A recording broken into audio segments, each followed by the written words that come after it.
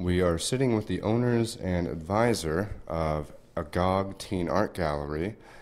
We have Bailey DuBois with us, Bonnie Polyalunga, Olivia Polyalunga, and True Rain. First, let's just talk about a little bit about what the gallery is and its mission. Well, Agog is a free space where teens can come and display their artwork with no censor, so anything that is going on in the world they can express. We take all kinds of different medias, from pastel to mixed media. Pretty much anything's accepted. And the ages we take are from 13 to 21. We take, the commission is 70-30%. The word agog, people ask us all the time, what does that mean? Well, agog means highly excited by eagerness and curiosity. So that's pretty much where we stand. I understand that we've acquired a grant recently. Explain what the grant is and what we're going to be doing with it.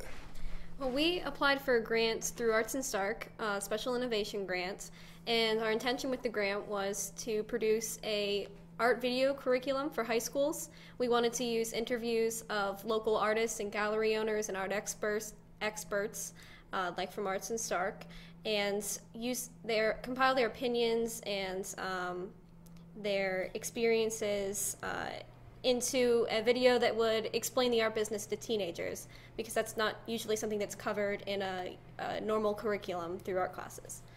So we plan to produce the video in 5 months and send it out to the schools at the end of May. And we are going to be holding a first showing premiere event in the end of May at the Kathleen Howland Theater. And talk a little bit about participation and attendance for the gallery since the start of the gallery. We're open on every first Friday of the month, and we try to be open when 2nd April has special events. But so we tried before last school year. We tried to be open during the week, but that didn't work out so well. So we're not doing that. But we're open every first Friday. And what has attendance been like? Have you seen a big crowd or? Usually with warmer weather, there tends to be a lot more people as far as foot traffic, and at the outdoor events, there's a lot going on outside. But whenever it's cold, we struggle with getting people in here,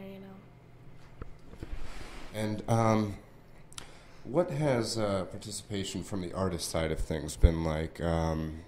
We were talking earlier, discussing sort of a middle point where things sort of get rough and they drop off. Does anybody want to talk about that, and then maybe how this video might mend that? That's always been our biggest challenge, is to bring in teens, to let them know that we're here, and to actually get their artwork in the gallery. It seems like some of them are excited about the idea when they first see us, but then we never hear from them again. So we like to think that we're giving them a good commission rate, so they're taking 70%, and we're really here to serve them. And we're hoping with the documentary that they can see that they can make a business out of this, and this would be the starting point. Get your stuff in here, get known, start to get out into the community, and work into a little entrepreneurship business. And how important is it to get youth involved in the Arts District and Arts and Stark and things like that? We see a lot of variety with the galleries down here in downtown Canton. Are we lacking with youth, and how important is it to get them down here? Well, we think it's crucial that the youth be involved in this art scene, because it really has exploded over the last couple of years. We began in April of 2008, and galleries are continuously popping up, and artists are arriving every month, and there's always a new face down here. And we really feel that it's important to get the youth artists involved, so they feel like they have something that they can come and do downtown. When there's not an event going on like First Friday, there's usually no traffic downtown. There's nothing for teenagers to do, especially.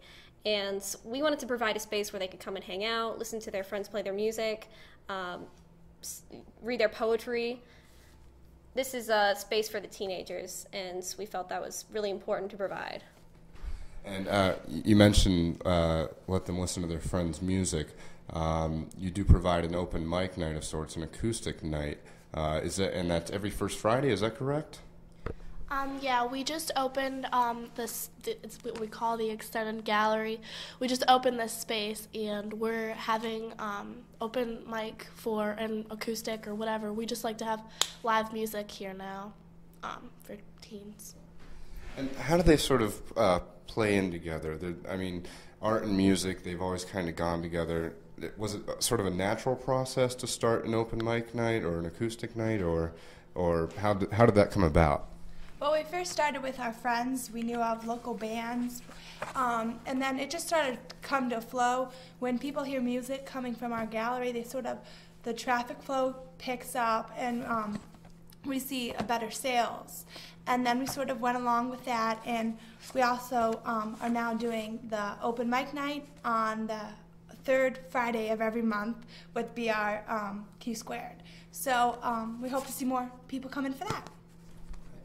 And final question, what is it like running a business all while going to post-secondary school at Stark State? We're all still in high school, but we're doing all these classes, and yet you still manage to run a business. What are the struggles of that? How do you actually do it? Well, this is a huge extracurricular activity. We have to devote a lot of our time to it and plan way ahead to make sure that we're going to be available for what the gallery needs, that we're going to have time to get prepared for the next First Friday and for the projects that we have every month. Getting the grants has been a huge project. We had to present in front of Arts and Stark and put together everything we had done in the last year and a half just to go and see them and speak with them for 30 minutes. So it's a huge commitment, and we have really had to stick by it. And there's been hard times, and there's been slow times when we thought, what are we going to do now?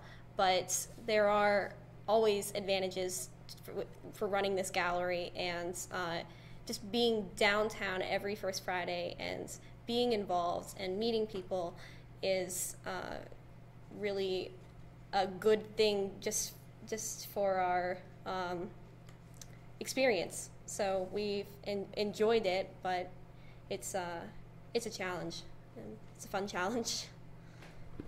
All right, we've been talking with the owners and advisor of Agog Teen Art Gallery that is located at 324 Cleveland Avenue, Suite Annex, Suite 212.